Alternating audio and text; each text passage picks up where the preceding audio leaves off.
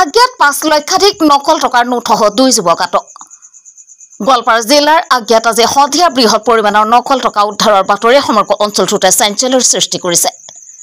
জানিব পৰা মতে এক গোপন সূত্ৰৰ পমখেদি গোৱালপাৰা আৰক্ষীৰ এটা দলে আজ্ঞা আৰক্ষীসহ বাহৰ পাতি আছিল আজ্ঞাৰ অতিথি ধাবা। তেনে সময়তে নকল টকাৰ বেগ লৈ উক্ত স্থানলৈ আহে 2জন যুৱক।